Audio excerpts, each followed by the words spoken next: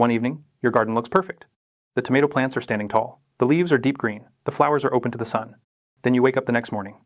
One plant is lying flat on the ground. No gradual yellowing, no slow decline, no warning. It simply collapsed. Most gardeners immediately start searching for the obvious culprit: insects, fungus, too much heat, not enough water.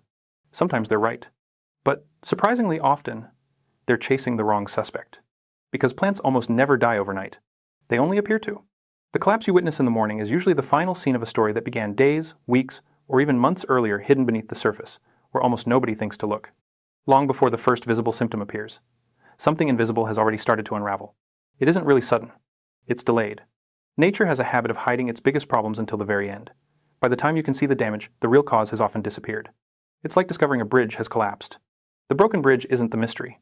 The mystery is what quietly weakened the structure long before anyone noticed the first crack. Today, we're going underground. Because beneath every healthy-looking plant exists a hidden world: roots, microscopic organisms, air pockets, fungi, bacteria, and chemical conversations happening every second. When that hidden system is working, the plant above seems almost effortless. When it begins to fail, the leaves are simply the messenger.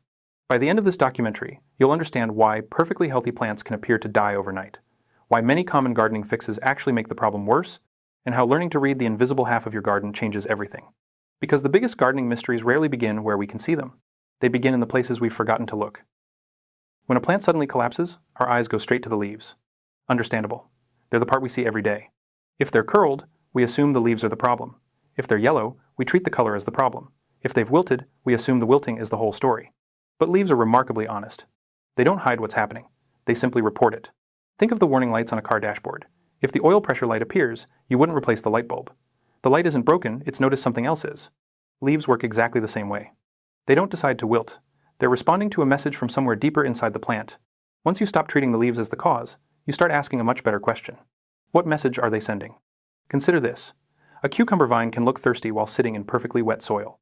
How can a plant surrounded by water behave as though it's dying of thirst? The answer is simpler than it sounds. What the plant actually needs isn't soil. It's what healthy soil delivers.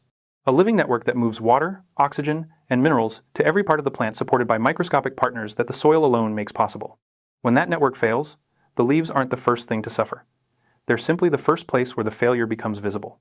And that hidden network has one surprisingly fragile requirement. Not fertilizer, not sunshine, not even water. Air. Not around the leaves, around the roots.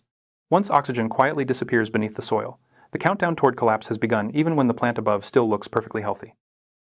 When most people picture healthy soil, they imagine something dark, rich, and moist. But there's something missing from that picture. Something completely invisible. Air. Every healthy root beneath the surface is breathing. Every second of every day, root cells consume oxygen to generate the energy they need to absorb water and nutrients. Without that energy, the entire transport system slows. Not because the plant has run out of water, because it has lost the ability to move it. Imagine drinking through a straw while someone gradually pinches it shut. The drink is still in the glass. You just can't pull it through. That's what happens underground.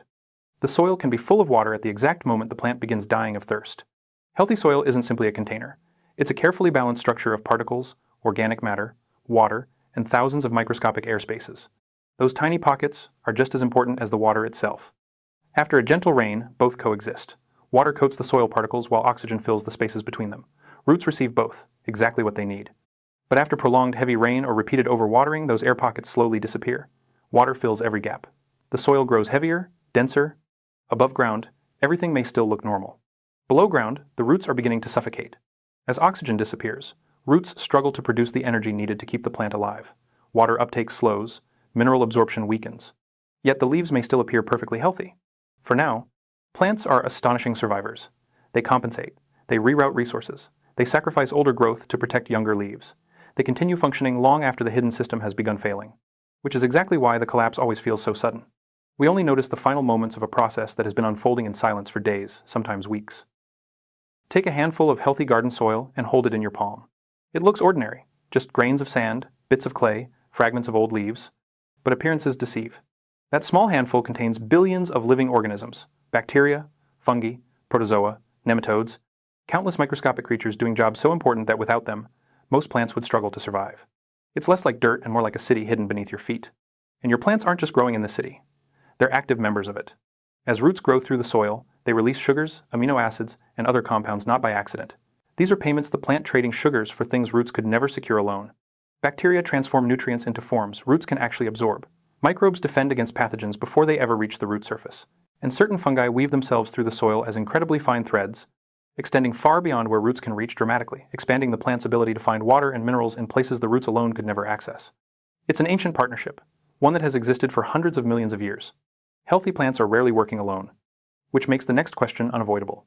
If this underground partnership is so powerful, why do plants still collapse? Because sometimes the plant doesn't lose water, or oxygen, or nutrients. Sometimes the plant loses its allies. Prolonged flooding, severe drought, heavy soil disturbance, or repeated chemical stress can quietly disrupt this underground community. The plant still looks healthy, still produces leaves, still flowers, but beneath the surface, its support system is weakening like a business whose employees resign one by one. From the outside, the doors still open. Customers still walk in.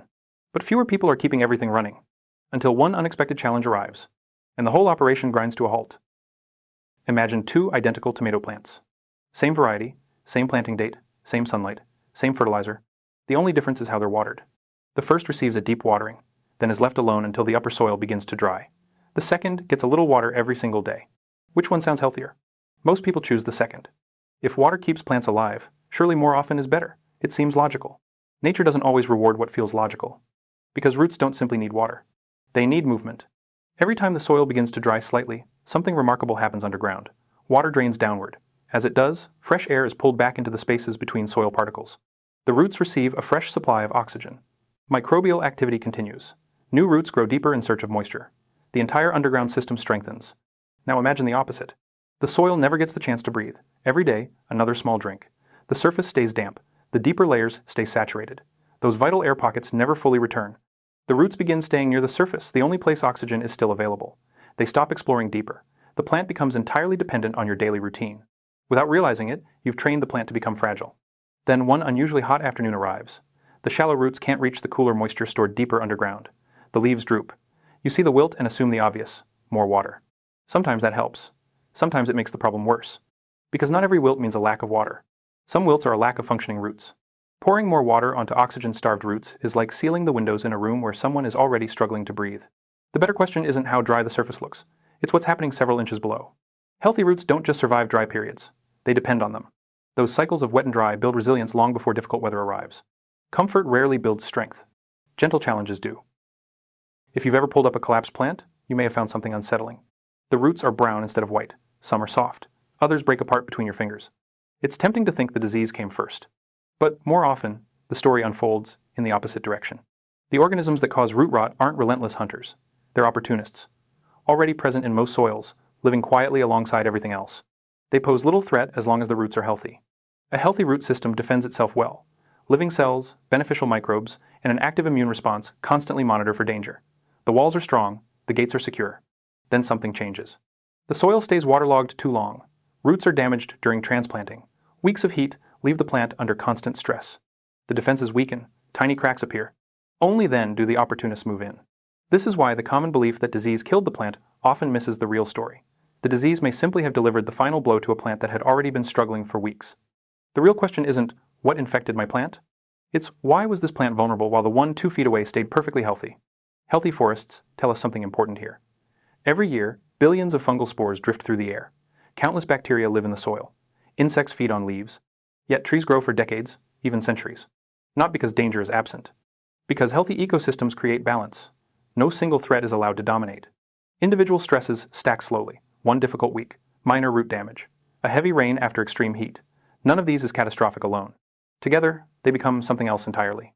Think of a large tree standing in a field. When a storm finally brings it down, people call it sudden. But the storm doesn't do it alone. Somewhere beneath the surface, root rot has been spreading. The soil has compacted. A dry season has weakened it further. The storm is simply the last straw finding a tree that has already quietly lost its hold. Plants in our gardens tell exactly the same story. Walk through old woodland after a storm. Fallen branches, decaying logs, leaves at every stage of decomposition. It looks messy, neglected, yet hidden beneath that disorder is one of the most efficient life support systems on Earth. Nobody fertilizes it. Nobody waters it on a schedule. Nobody sprays it. And still, year after year, plants grow, compete, recover, and survive. The answer isn't that forests avoid problems. It's that millions of years of adaptation have built systems capable of recovering from them. Fallen leaves aren't waste, they're investment. As they decompose, they become food for fungi, bacteria, earthworms, and insects. Those organisms transform dead material into nutrients, improve soil structure, and create tunnels that allow water and oxygen to move freely underground. Nothing wasted, everything cycled. Compare that to how most gardens are maintained. Every fallen leaf removed, every dead stem pulled, bare soil left exposed, ground compressed by repeated foot traffic. And when the soil grows tired and compacted, we add fertilizer. It's like stripping away every layer of protective cover and then wondering why the system keeps breaking down. Nature never feeds the plant directly. It feeds the soil. The soil feeds the microscopic life. The microscopic life supports the roots. The roots support the plant. Break one link in that chain, the whole system becomes less resilient. Strengthen it, and plants begin solving many of their own problems. That's the secret of experienced gardeners. Not that they know every disease or every pest, but that they've learned to pay attention to causes instead of constantly reacting to symptoms. By the time a leaf begins asking for help, the roots have often been asking for weeks. The question changes. Not what's wrong with the plant, but what's been happening beneath it all along.